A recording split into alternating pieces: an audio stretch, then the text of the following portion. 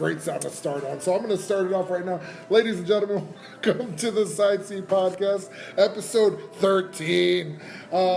Tonight we are... Lucky 13. Yeah, lucky number 13. Tonight we are down at Mama Compton's in downtown Rock Island. If you guys haven't heard or checked them out, you really should. It's kind of nice. They closed down the place for now, but they will be open tomorrow again. We'll post their hours, their address, all that good stuff.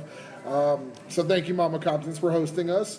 I am Victor Martinez, as always, along with our co-host Eric Nesbitt, a.k.a. Nez. Jake Quake, the Pride of Barstow. Turner. And then we got Mike Wilkins over here. Matt Wilkins. I'm sorry. Wait, Mike's your brother? Mike Wilkins, Little Mike Wilkins? Like Big Mike Wilkins? Tall Mike Wilkins. My little brother. We need to talk about that. But hold on, remember he's got his nickname. He's the new guy. The new guy. There we go. New guy, right. And tonight our special guest, Steve McFate. Thank you for joining us, sir. I was going to give you my card because I thought you would forget my last name. That's a pretty interesting last name. But again, thanks for joining us. And My pleasure. We appreciate it, and we understand that you're kind of a musician, and you're part of the group. Kind of a musician. What do you mean by that? You are a musician. Quad Cities Music Lovers, Collectors, and Traders Group. All right. Thanks for joining that. And, we always see you post. We always see you interact. So what is it about music that makes Steve McFate Steve McFate? Well, I like to get other people involved. Okay. I do what I do, but my mission is to get other people involved that need a little urging step to go, that have the talent but lack the confidence to get themselves going in the right direction. Okay. And I've been in that long enough, so I can provide the push. Yeah, kind of giving. But as far as yourself goes, you love to do jam sessions. You love to do, just be a simple kind of player. I do jam sessions. I'm on acoustic now. I do solo acoustic, but I played in rock bands for a long time. I dissolved my band Witness in 2004. Did you say Witness? Yeah, Okay. and that was together from '89 to 2004. Really? But What kind of cell phone? what kind of things were you playing when you were with that band, particularly Witness? Well, I mean, the predecessors to that were a lot of things, but playing down the Clippers 6 nights a week, There you go. 6 nights a week. But Okay. But like, Witness was kind of a top 40 band, okay. and we played the clubs around back when it was profitable to just play on weekends, and there was a following around for people to go to and spend money and their time, and they enjoyed it. And things like that. So, Now, what were the kind of things that, just being able to see the people come out and enjoy your shows is what got you through, kept going that long? You said from '89 to 2004? yeah, Oh, wow. just in that band. Yeah. And it started a lot earlier than that with a lot of different bands. Yeah. So,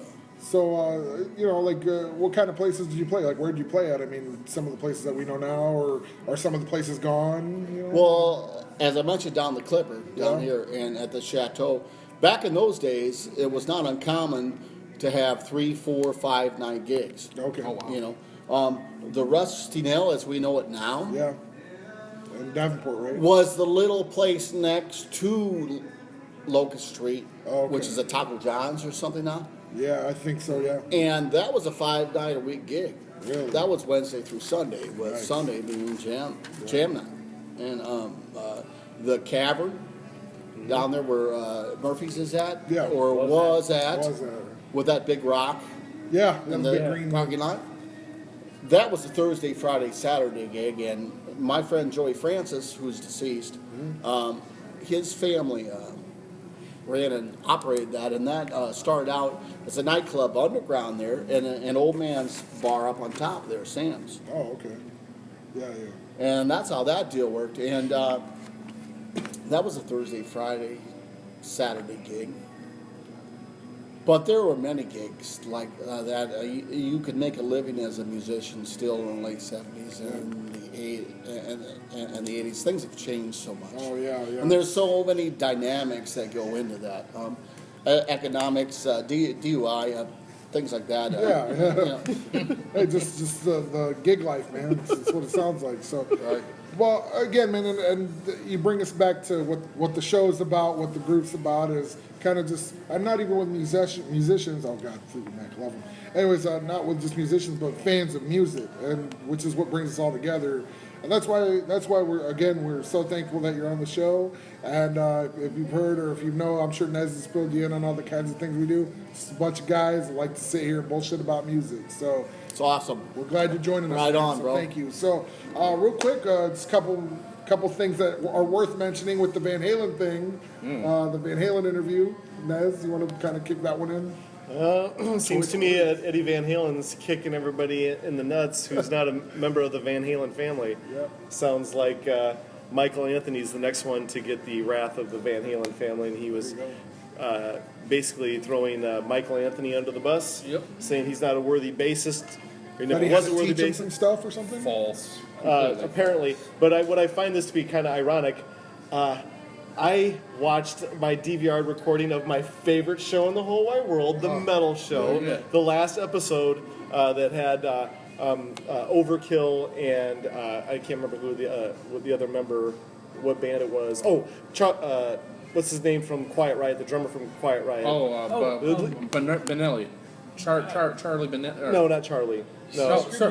Because I Yeah. know who you're talking about. I had on tip of my tongue, and then he's Benante. Benanti. And the lead He's from singer. Anthrax. Charlie Benanti's from Anthrax. Benante. Okay, Yeah, well, I can't think of the drummer's name from Quiet it's Riot. the same thing. It's Billy Jones from Quiet Riot. oh, hold on. Michael Smith. Anyway, the lead vocalist from Overkill, was it Bobby Blitz or something Yeah. like that? Yes, yeah. Bobby Blitz and the drummer from Quiet Riot were on. Anyway, Frankie Benelli. Frankie Frankie Benelli. Benelli, that's Frankie it. Benelli. I should have known that. Yeah. The guest musician was Billy Sheehan, bass player Billy Sheehan, Yeah. right?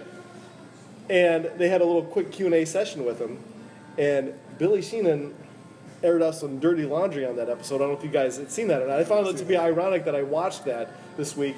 He said that when he was the bassist in Talus, and Talus was opening up for Van Halen, Eddie Van Halen went up to him and gave him his phone number and say, "Get a hold of me. We might need a new bass player." Yeah. Oh, shit. Yeah. So he knew the insights before anything. But that shit would have never worked because Eddie Van Halen could never play next to a guy that was better than he was or as good as he was. See, and the thing is, did you guys watch the Sammy video where Sammy defends Michael Anthony? Oh, I yeah. haven't watched it. You know, yeah. That, He was very passionate about it. yeah, he got, well, because, Michael Anthony and Sammy are buds, Yeah, like they're- best buds.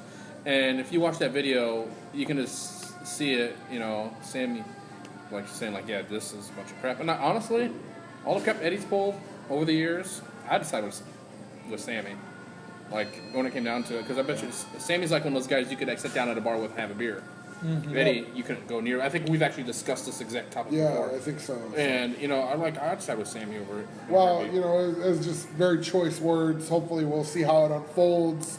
I mean, to me, it's like, oh, come on, guys, knock it off. Let's just, maybe get together soon, but never gonna happen. No. It's well, big it- ego trying to trip big ego. That's Yep. what it is. So we'll just leave it at that. So, but hey, guys, so why don't we just jump right into our picks because I'm excited to see. I see Wilkins and Jake's. I know Jake's been excited for his. So let's jump right into things. I'm just gonna make mine nice and quick because I was listening to this the other day. I went with Modest Yahoo live at Stubbs.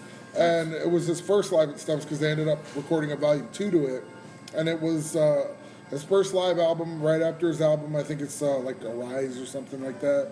Very interesting sound. It debuted number 1 or like number 6 on the reggae charts. Like, because that's kind of the sound that he brought with. He's a Hasidic rapper. And, I'd never seen anything like that. I've never heard the stuff that he was putting out. I mean, obviously there's reggae and stuff, but the kind of stuff that he was blending in off of that live album was really good. I mean, there's a whole beatbox session on there that's just amazing, and he just busts right into I'm sorry, ding. I have no bell around here. Fantastic, just about, and then he breaks right into some freestyle, man, and the kid's legit, man. I mean, he's been going since about 2005 now, so but live at Stubbs was one of those things that I saw. It was like after a show on MTV, and like it got brought up on like the post credits, and I was like, man, this interesting. This guy with a beard. He's like a Jewish guy, just straight up rapping. Like, Right. got King- this crazy like, King crazy Without a stuff. Crown. King without Yeah. a crown. Yeah. Sunshine. Yeah. He's off the charts. So we know we've heard him. Well, I like Oh, his yeah. work with Crystal Method too. He's got Yes. some work with Crystal Method, so that's pretty interesting stuff. Yeah, I mean, like I don't know what he's up to. I think he took a break, but he's just an interesting fella. Like because sticking with his beliefs and his I don't feel like because he talks a lot about God and stuff on that. I don't feel that he presses it with his music like some other bands like that. Or No, he artists. he sneaks it in there from time Yeah. to time. Well, the thing about it is, when he sings, and he has songs where he says basically just straight out in front of God and everybody, I love God, and he'll say that in his songs. But I mean, it's not one of those things where it's going to be forced down your throat, Yeah. or you want to have to, myself personally, I don't get off on that kind of stuff. You Yeah. know? Right. I'm not going to listen to the God channel, but you know what? With this, it's enjoyable enough, and he puts it, and he kind of dances around it without dancing around it, and that's Yeah. what I like. About it. Yeah, there's a couple artists that do it like that. I enjoy, but Manasa IQ does it but he's more popular than most. Yeah. They've got that I don't want to say get away with it, but can. But Sneak it in there. is his music kosher? Yeah, you had to throw that one You in. So dick. I would consider it kosher and also vegan because he is a vegan. So I haven't heard any pork in his albums. he don't rap at about all. bacon, so he's got that on a lot of He them. didn't say anything about the cops. Is it circumcised? His circumcision, I don't know. Well, He probably did his own circumcision. So. Yeah, after 15. But And in his side job, is he a moil? he could be. hey, we don't know. I don't know that I would want that job, but I think he's doing good enough with his rapping and his skills about doing what he does best, and it's working for him. So Yes. that was my pick of the week, man. Live at Stubbs is a really love good. Modest Yahoo. Got some of it on my phone. Yeah, there you listen go. to Modest Yahoo, especially when I'm smoking a little reefer. There you go. Yeah, there you So, go. he's- You know, I really thought that maybe he was. When I first watched him, I was like, "What? You don't live in Postville, Iowa? You don't own a chicken, a kosher chicken coop there?" So it was kind of cool. Cool, man. Well, that's my pick. Jake, what do you got for us this week? I got actually Jenny Lane solo disc. Okay. Yeah. Yeah. Go ahead, give me that look. Yeah. Go ahead. No, I'm ready to go with some discussion. for you. I've been reading some of the stuff you have Because- now because you actually have some pretty cool stuff written down. That Because I actually that was listened on, to Rainbow it. Coalition Records, wasn't it? No, it was actually on Sidewinder Records. Oh. And that label's owned by anybody? Class? Nobody? Is it somebody down in Peoria? No. It's actually a really big band. That it shocked me when I found out who owned it. I don't know. A bigger band from today. From today. Like this era. Nickelback. No, Yeah. fuck you. Sorry. That would be Dave that Grohl? would be No, but that would be Rainbow Incubus. Coalition Records. Incubus. Incubus owns that Oh, record. that's right. Yes, you're Yeah. right. Actually, now that you say Yes. That's a. So, Jenny Lane was on Incubus's record label. When this record came out, that, I'm sure it didn't help. it didn't do shit. It came out in 03, and then it got re-released in 06. The album's title is called Back Down to One, and on the album cover, you guys saw because Eric posted it, but it just had just like a guy standing, and then like it had like chalk outlines of 4 other dudes, which would be Warrant. So I thought that was cool. Yeah, gotcha. Back Down to One. It's just him saying I'm by myself again, and you guys are off doing your own thing. So which one is the filthy, rotten, stinking rich out of the Dirty Rotten. whatever? Well, on. see. Now the thing is, Janie wrote and wrote and writ. wrote and writ.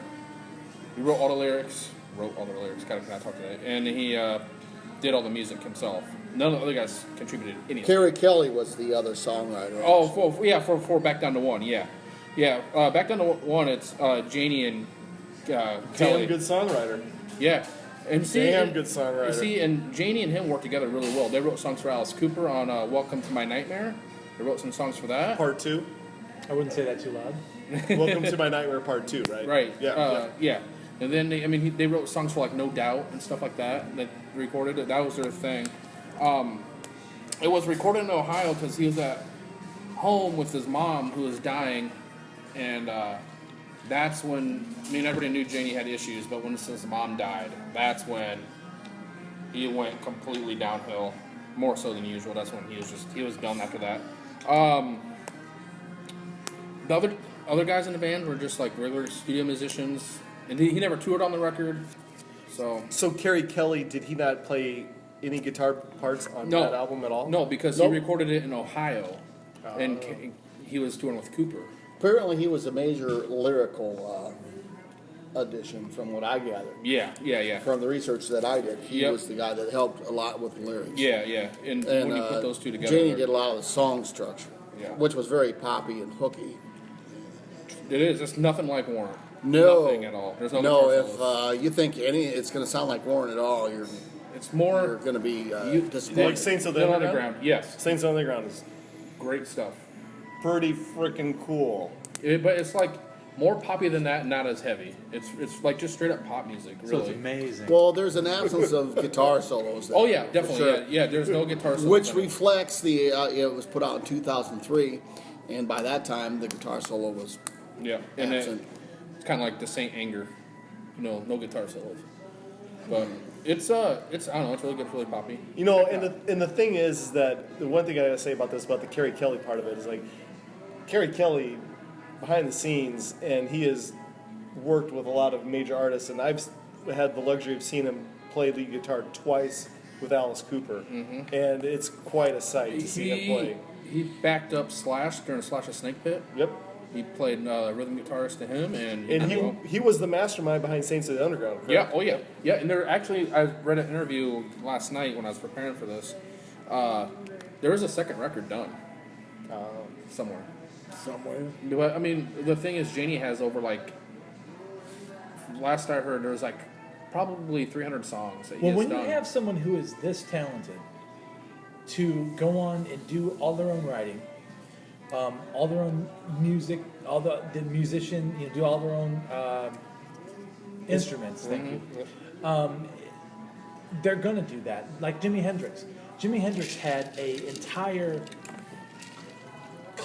walk-in closet full of recordings Yeah. because that's what he did. That's all he ever did. And Thank you. so he would, he would just go and record.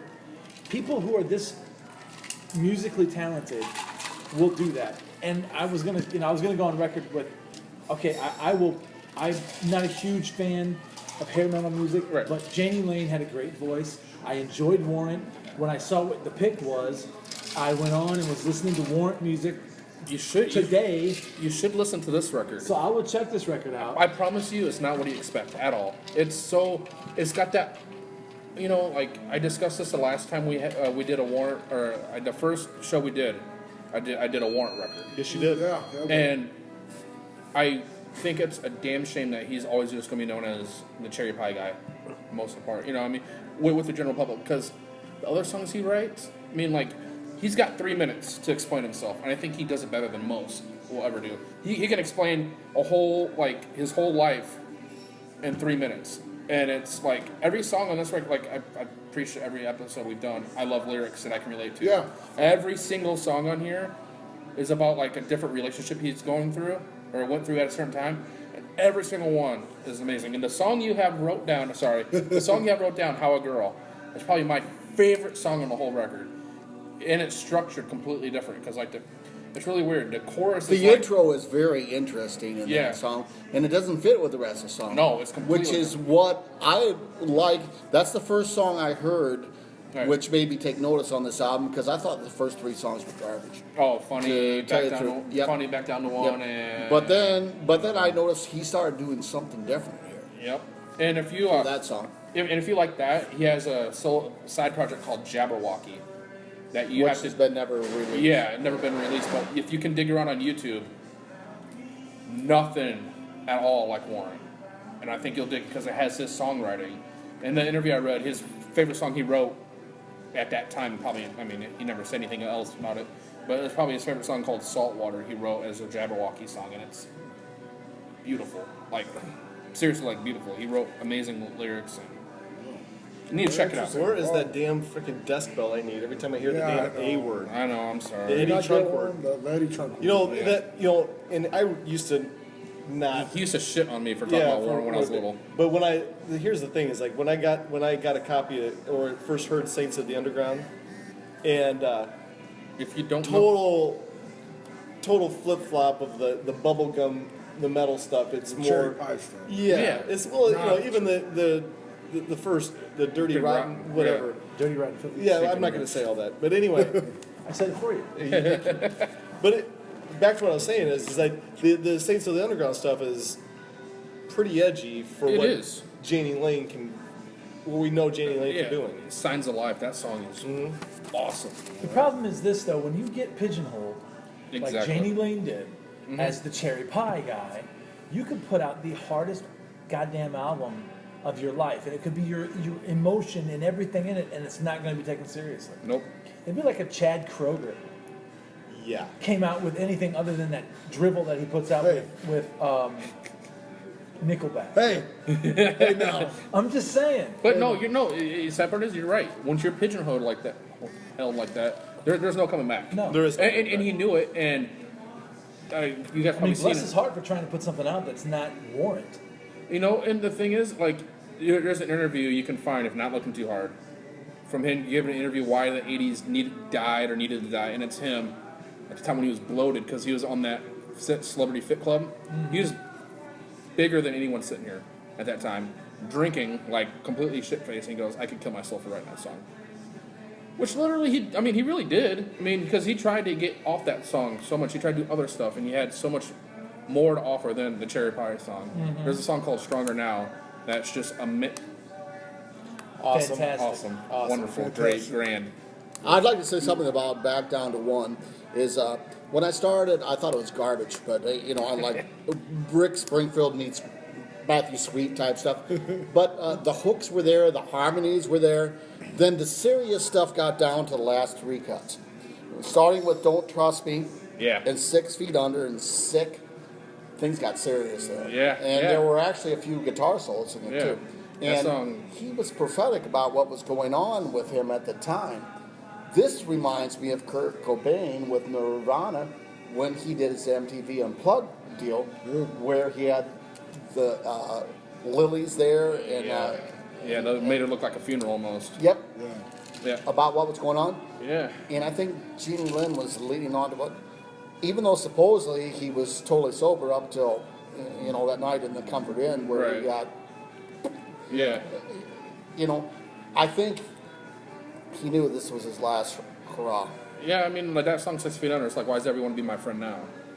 Yeah. Now that I'm 6 feet under. It's like now everybody wants to celebrate him. Yeah. Which, it's true. I mean, as soon as he died, oh, he was such a great songwriter, blah, blah, blah. Where were you motherfuckers at when he was alive and he was trying to do this solo stuff and nobody showed up? Because in America, we deify dead rock stars. Oh, yeah. And that's the problem. Yep. When you get someone who puts their heart and soul into something, it should be taken as that. And if you're a fan of that person, then you should listen to it and you should give it that time. But people don't. The soccer moms want to dance and shake their titties to fucking Cherry Pie. Yep. And they don't want to hear about 6 Feet Under. They don't want to hear about I'm sick. They don't want to wanna hear about the truth They don't want to hear of the any of that. situation. Yeah. They just want to get up there and This shake is the their guy titties and wear writing short from his shorts. soul. Exactly, Exactly. and that's why it meant Right. that record. That's what's in my car. Well, obviously, you guys know since we've been doing Yeah. this. That's what I listen to for a week, and that's why I love it because he wears his heart on his sleeve on this record. He tells you exactly how he's feeling.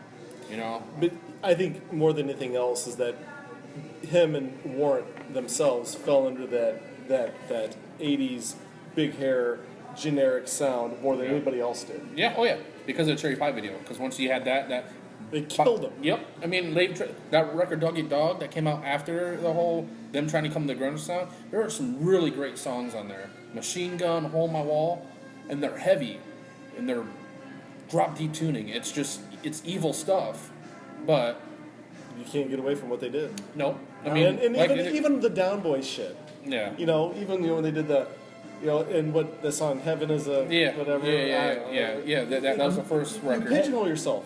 I will go on record right now. God is my witness. I love that fucking song. Heaven, I'm sorry. You can ring the bell all day long. I love that Heaven song. isn't too far. That one? Yeah, Heaven yeah. isn't too Well, far away or whatever. I can tell you, I played in a cover band in the '90s, and we did the Down Boys right in this room when it was the Rock Island Rapids. Our singer was John Kiss, and he kicked Oh, that ass. dude is awesome. He kicked ass on this shit, and I had the guitar riff down, and everyone went fucking crazy. There you go. Yeah, And, that was- dude can wail, man. Well, thanks, Jake, man. I mean, Yeah. I've heard you talk about this before, but if you guys don't mind, I'm going to jump with Steve now because you did your work. Nez, you always give me shit for doing homework, for not Because doing homework. You don't do your homework. Steve I obviously did his. my so work let's on see, like what do you- 12 hours notice. What do you got there, man? Well, I'm going to talk about the 1977 release of Pat Travers Band called Putting It Straight. All right. And I know you dudes are younger than I am, but you've got to listen to this. You got to listen to this release. I mean, I'm telling you, I was a sophomore in high school when this was put out, and I'm cruising along in my Ford Galaxy 3, with the 8-track behind the you go, fucking yeah. driver's seat, Yeah. and the big house speakers in the back. There you go. And my little trashy girlfriend over there smoking weed and Yeah. shit, and, hoping to get some action and stuff. Being But the rock star life. Right? but this is when Pat Travers came from such humble backgrounds in Ontario, Canada, and he had already built a following without getting a record deal here in the United States. Mm-hmm. And he decided to do something bold, and he went to England Really? when he was 21 years old in 1976. And he showed up there. He got off the plane. He had a suitcase in one hand, a guitar in one hand. That's all he had. And whatever he made from playing in clubs and stuff. And he's like, what am I going to do to get signed? You have to realize in London at this time, in England, punk was the big thing that was going. What year does this come out? 77? 77. 77. Yeah. Punk was the big thing Yeah. that was going on, but he made this consciously, this decision to go there and do this for something different. So in 77, in about a year and a half span, he cut 3 albums. Damn. He got signed to Phonograph Records in England, and he built a band as a 3-piece, and he had never sang lead before, ever. And he said, I'm just going to go for it. And he put out his debut album, the self-titled Pat Travers. Then he put out Making Magic, which had Stevie on it. Yep. Yep. Then the Putting It Straight album, which is the one that I'm going to talk about now. Yeah. To where, you put out that much good material in a year and a half. Yeah, just in a span. For your record company, you're newly signed. He's kicking ass. He's like, I made it. Yeah. Here's what I got. And he went to a 3-piece. Guess who his drummer was? Nickel McBrain. Does that strike a chord to you guys? Oh, wait, Iron there it is. Maiden. Yeah. He played on Pat Travers' first 3 albums. Really? Nice. Well, yeah, if you guys are not familiar with Pat Travers, it's that hard driving blues. He's got that smoky voice, and it is just ram it in your face. I only own the best of Pat Travers. I don't have the collection or whatever. If you guys don't know the song "Boom Boom Boom," Out Go the Lights, listen to it. It's Ironically, that's my least favorite song It- by him because it's a cover of some old 70-year-old black guys thing. Not to black guy thing is bad, but he had so much going For the on. black guy. Yeah, right. Look at the Rockapalast video on YouTube of Hooked on Music when he met a bass player called Peter Marge Collin. That was from northern England. And if you listen to this disc, the bass is going to blow you away. It's going to continually blow you away. And Nickel McBrain from Iron Maiden. And this is what this cat got going for him. He got signed in England. And see, he did all the stuff before he broke big in 78 with the Pat Travers Band, Yep. which was Tommy Aldridge from Oh, nice. Black Oak, Arkansas. Yeah, Black Oak, And Arkansas. And Pat Thrall, he added another guitar player. That's right, he did have Pat Thrall. And he kept Peter Mars calling it himself. Mm-hmm. And that's when I seen him around here twice. Yeah. And that was the height of his popularity. But the reason I picked Putting It Straight is because he was at his creative apex at this point, because he had cranked out 3 albums in a year and a half. That's what I was about to ask. This was during that span then. Yeah. Was this the third album of just that year and a half? Yes. Okay. Yep. And I mean, that's just incredible. He rode the wave. Yeah. And he's still pertinent today. Really? And I may add to you, in the late 80s, when he was struggling, and after all his commercial stuff was gone, Yeah. and he was relegated to just touring, this is how I'm going to have to make a living or whatever, he had another kick-ass guitarist named Jerry Riggs. And I seen them at Mr. Rogers' neighborhood for $5, which is now Lumpy's. Yeah. Oh, right on. Okay. Yep. And back in the day, it was called the Mad Hat. The Mad Hatter was a punk club for $5. And I was still a young guy. I made my way up the front of the stage. Yeah. And they were all wasted. They were all coked out. Travis did more drugs than all of us combined, but he kept going on. But I actually, Not sure of that. I actually got to meet Peter Mars Collin and Jerry Riggs after that show. I paid $5 because I hung out until the end. Yeah. And they were very gracious, and they made up for Pat Travers' assholeness. Yeah, because like when you get to meet people like that, and it's cool to meet, musicians and stuff that are actually, very humbled about that. So that's kind of cool that you did get to meet those guys. So Can I talk about the first track on that album? Yeah, Put It yeah, Straight. go for it. Life in London is a very straightforward rock and roll tune. I don't know if you guys have heard it. no. Take a listen. It's kick-ass. It's hard. It's meteor rock. I mean, is it's it in about your his face. life in London? It's then? in his experiences in life in London. Yeah. Because that's where he went to get signed in the most unlikely place. And it's his take on, punk music that was Yeah. That was popular Yeah. then. And here he's coming on, an unknown American. He went there without being signed. yeah. And he made his way. And it totally defeated the punk rock sound in a couple of years. So here's my question: how many people can you say went over there and did the same thing that he did? Had the commercial success that Jimi he Hendrix did it. Jimi Hendrix. did? He yeah. did. Okay, so Yeah, Hendrix was one of the first ones that ever was an American guitar player. He Yep. played in the Jimi Chitlin Hendrix circuit. did. He did all that kind of thing, and then went over to England and became huge.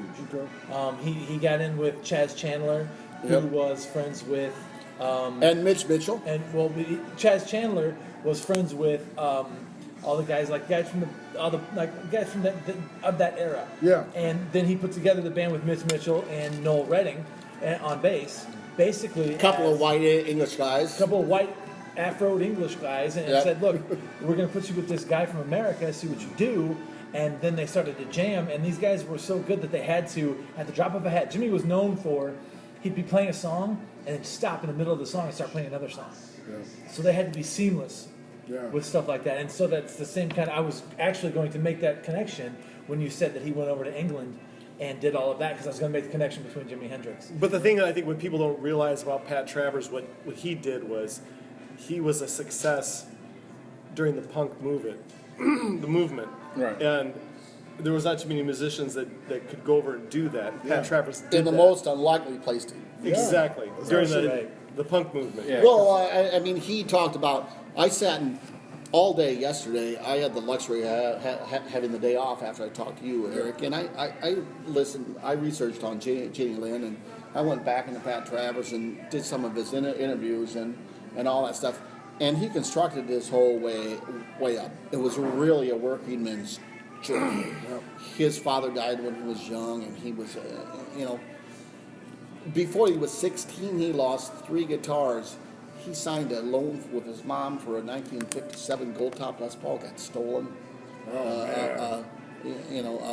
Melody Maker, he smashed it. He went Pete Townsend on it. He was all fucked up on beer Yeah. and uppers. That's what Yeah. people did, and he totally weaved his own road. And, I mean, this guy, and he never quits playing. Never quits playing. He wants to. He still has hope that he'll actually, make it big, mainstream, not like mainstream, but like commercially acceptable. Yeah. And have, another album that kicks out that people are, because he peaked out between 76 and 80. Yeah. So, I always draw the comparisons between Pat Travers and Robin Trower. I don't know if that. Oh that- gosh, those guys play a lot alike. Actually, they're blues. If you guys are soul. not, if you're not a Robin Trower fan, right. check into the Robin Trower's his music. But I want to interject here is that what people realize, and you didn't realize either, Pat Travers did an album or 2 albums, I believe, with Carmine Appice or Carmine Appice, whatever you want to call him. Yeah. And those albums are just face melters, because it brought him back to life, and it was straight on hard blues, and it kind of Sweet. reinvigorated him. So if you haven't heard it, check it out, Travers Appice. But the man continues to tour relentlessly and performing today and putting out new material with his band. He's got other things. He's like expert black belt karate, Yeah. at 60 some years old. Yeah. And he, of course, has got a beautiful wife that's 20 years younger than him, a couple young kids. Sure. And that's what happened, And he lives in his adopted home of Central Florida now. there you go. He's from Ontario and So what album what's the name of the album again? Putting It Straight. Putting It Straight. Man. Putting It Straight in it was my high school anthem. There you go. And it remains fresh today and relevant.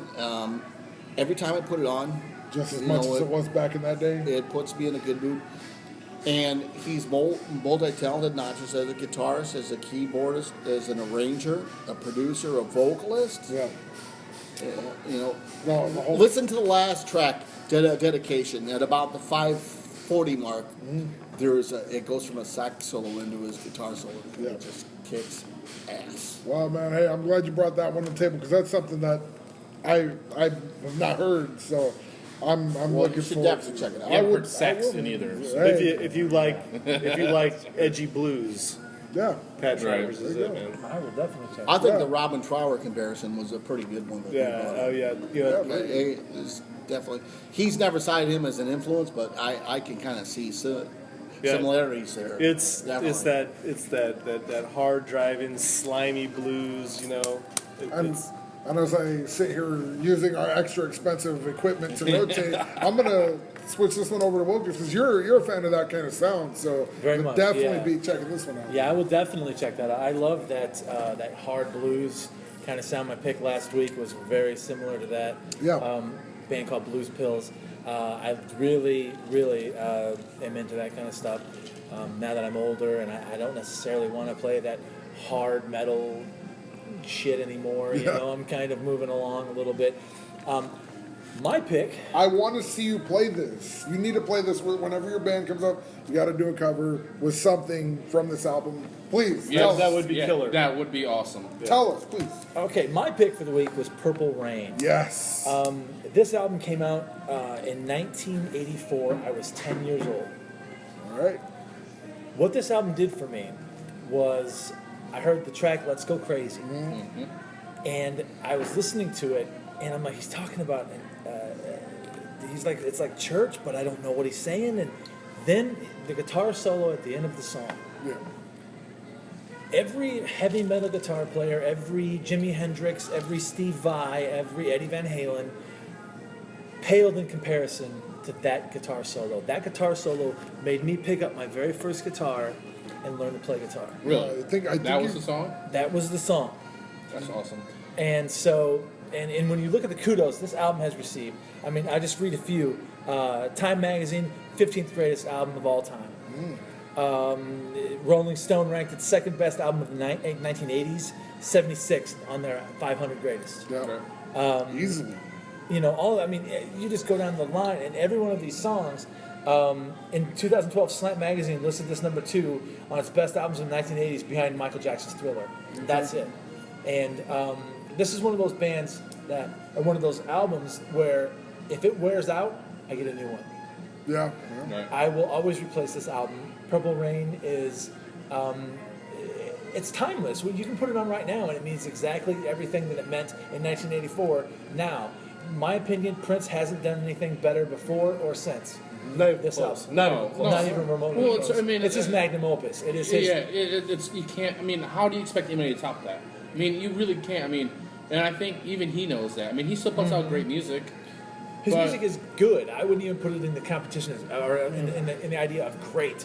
But Well, Purple this was Rain- not. This was. I don't even consider Purple Rain to be great. It was like out of the stratosphere. Oh, yeah, yeah, it was without a doubt the best album. I mean, for me, it was like I said. I picked up a little Silvertone guitar at a pawn shop for $25 and started learning to play guitar. Just And for the this. thing about Purple Rain and Prince is there's a connection to the Quad Cities. Purple Rain, or Prince's first guitar player was from Rock Island, Illinois. Jesse Johnson. Jesse Jesse Johnson. Johnson, I bought my first real guitar from him, a Stratocaster. Oh, okay. And so yeah, he was Stone Music. yeah Wow, he man. was and still is. He played for. He actually has been playing and touring with The Time. Yeah. He was with The Oh, Time. is he Yeah, back remember? with the time again? He was, to my knowledge. I don't know if he still is, but he was, to my knowledge, with And The I Time. think he was because when they came on that last, like 2 years ago or a year ago, I think he was out doing stuff like in the community. The word was, and they'd even had this on with Dwyer and Michaels. This has been years ago that Jesse Johnson wanted to separate himself all the way from that Minneapolis sound because Yeah. Jesse Johnson was the godfather of Lynn Allen, correct? He was Yes. one of the founding fathers of Lynn Allen. Oh, Was it? wow. Well, actually, he was in a band called Pilot with Billy Piper Uh-huh. before he was like a find for the Right. Minneapolis scene with the Time. Okay. Yeah, he left the Quad Cities and went to Minneapolis, and that's where he hooked up with these guys. But a good friend of mine growing up was his nephew. Oh, And oh. so he always, and he was always playing guitar, and he always wanted to be the next Jesse Johnson, but he just didn't have the chops, obviously. But a good guy nonetheless. But Purple Rain, I mean, it speaks for itself. People call it a soundtrack album, It's not. but it's not a soundtrack. It's not a soundtrack to the movie because there were other songs in the movie that weren't on there. Right. Actually, Jesse Johnson does the song Mountaineer in the album, or in the movie. That's Jesse Johnson. Okay. Then there's all of Morris Day and the Times music as well, Right. Yeah. which is also very good. He's played down here at Ribco before, and Yeah. it's been a good time. So yeah, I mean, for me, like I said, it inspired me to pick up the guitar and to learn to play. Was it? Sorry. Go ahead. Finish. No, No. that's all I was saying. No. on that. Was it me and you that told these two to check out the video of him at the Rock and Roll Hall? Yeah, Yes. with the Clapton Yes. and yeah. He comes out Tom and Petty. completely slays. If My you guitar haven't seen gently that, weeps. yeah, is Here's all these. legendary guitar player. I mean, there's all these legendary guitar players, and Prince comes out of Yes. nowhere, and he's Yeah. about 3 feet tall, Yeah. and just smokes everyone. And he knows it too, because at the very end, what's he do? He just throws up his guitar. He stood And- up in the air and walks off the stage. and walks off the stage because he's that good, and he knows it, and he has a right to be pompous about it. Well, he's a fantastic guitar player. he Everybody is. thinks of Prince, and they're like, oh, it's Get Off. It's, all No. of these things. No. No. And I posted something to our page maybe a week or two ago. 50 most underrated guitar players of all time. Who's number one? Prince. And he is phenomenal. And I mean, and there are a lot he'll of be guys. never known as the guitar player. There are a lot of guys that I've known in my life that I played with in various incarnations of my life, and they're like, maybe that they would hope that he wouldn't have come around and inspired me to pick up a guitar, but he did, and I did because of Prince, and it wasn't because of anything else. It's just the sound, the guitar sound on Purple Rain is so true and honest. It sounds like something. I mean, it's like an emotion. it's exactly Yeah, what yeah. it is. What an emotion would It's sound. exactly what Yeah. it is. And if you Yeah. listen Very to these good. songs, Very good. Yeah. Quake always wants to talk about these songs meaning something to him. If you listen to all of these songs, I mean, I came from a kid in a family that my dad was always the nicest guy, and I was a street kid. I was running around, and wanting to be a punk rocker and everything else. But this album, when I heard it, I was like, oh my God, all of these songs, When Doves Cry, okay, yeah, sure, I get that. Best Prince song ever made. Oh, forget about it. When Doves Cry and Let's Go Crazy were the only two singles to top the charts off that album. Can I add my brush to fame with Jesse Johnson as being part of that Of whole course. Morris Day and the Time and Prince thing? after he went to Minneapolis and put out his first solo record, by the way, because Jesse Johnson had a solo record A bunch, yeah. that was pretty good, and he had a couple of minor hits, and the names of those escape me. But he came back to Clipper when I was playing with my band there, and I was the only guitar player, and he played all my stuff. I had a Les Paul and Marshall. And I said, Jesse, do you remember selling me that Strat in 1977 at Stones Music? He says, absolutely, I do. And he proceeded to get on my stuff and bring down the fucking house. That's awesome. And he brought in his entourage there too. I mean, it was, and the Clipper was legendary for shit like that. Priest came in there when they were in town and all that shit. It was just a cool. Ironically enough, Rob Halford didn't really probably want to be there. Probably Right. did not. No. He wanted to be down at They the other weren't, end. they weren't showing any wieners there. Well, So anyway, that's basically. I think another thing is like we need to realize about this album is like Wendy and Lisa. You know, Yeah. part his band. He had an all-star band. Yeah. You know, Wendy and Lisa. And think about everyone whose careers he spawned. I mean, Apollonia 6 came from Wendy and Lisa. Sheila E. came from There you Prince. Even Vanity, who was not huge, but she was a star, half a star back in the day. This album has gone platinum 13 times. That's a lot. That's more than Diamond. That's Diamond and some extra. Yeah, on the that's side. Because it Yeah. never, it's timeless. Right. It's a timeless And it album. was when records sold. Yeah. When people But bought. this is one of the things. This record still sells. Right. This record will never not sell. Right. You That's know? the one that every independent record store You know, is well, going to have stock. really quick, because let me add this, because I know you'll appreciate this. I was reading something on one of the comic sites about how the sales kind of spiked up for it again because they did a Batgirl cover of it. They did these movie variants and whatnot. So they had the Batgirl, and it was in the Purple Rain font. Right. And she's on the bike, and it was awesome. Yeah. Like It's- they said, it helped sales a little bit. It's so. amazing what little things like that will do with bike sales again. Like a And you know month, what's funny? What's funny about this album? I went to school with a girl named Nellie Carroll. What? And I remember back in the old days, Nellie used to always bring me her Van Halen posters out of her rock magazines. Oh. And I would bring her the Prince posters out of my rock magazines, and we would trade. We were like, I don't know, That's sixth awesome. grade or something like that. Yeah. So then I started looking at these, and I was like, oh, this is kind of cool. And then I heard this album for the first time because of my sister, Keep it. and I was like, holy shit. Yeah. Right. So you kept all your Prince posters after. After that, they were all mine. Yeah, Nellie had to get her own. He's one of those guys that, even though his music is more definitely like on the R&B pop side, he's definitely respected by metalheads. Well, this is one of those. This One of few. those albums that my sister and all my brothers, we all own this album in one incarnation or Yeah, another. right. And I it's have a one of the- cassette of it. Every one of us. It's one of those few records that the African American community loved it. All the white boys had it. All the white girls had it. Everybody had it. Yeah. And the what- metalheads had it, but they wouldn't admit that they had it. Yeah, I would. Now I would it's say cool to to admit everybody. to it. You know, like I love. I can Prince. remember. I can remember my buddy and I, Huck Moon, when we were growing up. Oh. He would come over to my house, and we would jam out. We'd long hair, fucking all the whole thing. He's a tattoo artist now. We'd come over to my house and we'd listen to, Megadeth and Iron Maiden and everything, and then we would listen to Purple Rain, and we still listen to Purple Rain to this day. Good, man. You know, there's a couple things what people don't realize is that Prince's Controversy album and Prince's 1999 album was the build-up to this manifesto right here. People forget about what It's his magnum opus. right. It What is, what yeah. what came before that? If you haven't heard Controversy, you haven't heard 1999. course, yeah. It's like the festering boil to this album right here. And that work was good too. Like it really. It really Oh, was. yeah, Like 1999 is 1999 huge. If you would consider this album a great album, amazing album, fantastic album, then 1999 is a good album. Right. But it's better than I thought it was a damn good album. Yeah, right. Okay, Right. I'll take that. Right. It's a damn good album leading up to a kick-ass motherfucking album. There you go. He had a great run for a while. He really did, and He still does. He still does. It's just I'm during sorry, that he'll time show. right there. He'll do things where he'll out of the blue he'll show up at a club. Mm-hmm. Like if you're playing at the Clipper, he'll show up out of nowhere and walk up on stage, and the band would be in the middle of a song, and you look over, it's like, holy shit, it's Prince. And that's why I respect, yeah.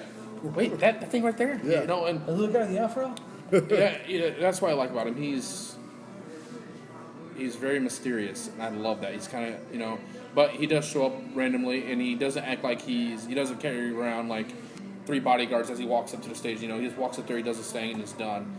And I just love the fact that how he's such a crossover artist, and that record is just it's untouchable. Very good pick, man. Very good pick. Yeah. Yeah, very much. I love how- hugely popular album. How diverse this whole group has become more and more with every week. I was bummed out when Prince, Went to the single. the Revolution was gone and the New Power Generation. Well, if you remember, I was if you bummed remember about between that. New Power Generation and the Revolution, it was Prince and the Revelation. People right. don't remember that there was a short time where he changed from the Revolution to the Revelation, and the Revelation became the New Power Generation. And I was bummed with that I was too. because it got too hip hopish. Yeah, It wasn't what Prince was. he was dumbing himself down to try and sell records, Right. and it wasn't what he was, and Right. it wasn't what he was doing. And some of his new stuff, like that one album he sold just at Target, the Lotus Flower or Lotus something or Yeah. other. Yeah. I've got that, and it's not terrible. Really? Yeah, it's not great. It's no way, shape, or form a Purple Rain album, but he goes back to a traditional Prince sound. The last new Prince record I got came out between 03 and 06. I think I can't remember what it is, but obviously it's Purple. But I think that like the title was like 31 something like that. Does that ring out? Yeah, I remember. It's Man, that one was all right. Yeah. It wasn't like him trying to money grab. It wasn't him. It didn't wreak house payment. You know what I Well, he mean? got to a point where he was like, I'm done trying to write an album for this genre or this. He's like, I'm fucking Prince. I'm writing a Prince album. Yeah. You But know? then all the litigation stuff and the albums, Yeah. the Black album that was supposed to come out that didn't come out, it kind of diluted or kind of like cast a shadow over what Prince was. And I would like to go on record as saying my second favorite Prince album is the Batman album. Yes, the Batman soundtrack. So anyway, I'm done. Party Man. All right. Well, speaking of Party Man, we got the ultimate Party Man here, Eric Nesbitt. The guy who goes to bed at 10 o'clock every night. Yeah, or just anyway shows up. But I see your pick. Now I know this. I like this pick. Weren't you looking for a few discs? There's like not too There's long ago? no disc of this. No disc of this, There's one recording of this. All right, so let's It's just dive right into it. I wanted to do something quick. I always try to do something really different, Yeah. something off. And I chose Kings of Chaos, and it's the core lineup of Guns N' Roses and Velvet Revolver, and it includes Matt Sorum, Duff McKagan, and Gilby Clarke. Yeah. And then it's just an all-star cast of musicians that join in. What they basically did was they were formerly known as the Rock and Roll All-Stars, and they've just done short little tours of different countries, different I continents. respect music. Right. And so they did a short tour of South America in 2012. That's when they first started out in 2012. Since the reincarnation of Kings of Chaos, the band has played Australia's Stone Music Festival, 4 shows in South Africa, 1 show in the United States, and 2 shows in Central America. So very, very rare sightings. Very rare. Well, it's hard to get all those guys. Oh, yeah, together, true. You know. They are a super group, even though they've come out with 1 song, and they recorded 1 song called Never Before. Very good song. But basically what it is that they promised that they were going to come out with an EP, it never came to fruition. So it's left fans kind of hanging in the winds and grasping a hold of something. Now, the members right now, active members that are considered still members of the Kings of Chaos are Gilby Clarke, Duff McKagan, Matt Sorum. Matt Sorum is considered the mastermind behind this. Yeah. Drummer from Guns N' Roses. Right now, Glenn Hughes, bass player from Deep Purple. Steve Stevens from Billy Idol. Oh, yeah. Billy Gibbons from ZZ Top. And Robin Zander from Cheap Trick. How cool is that? Wow. Yeah, pretty That is some lineup. impressive.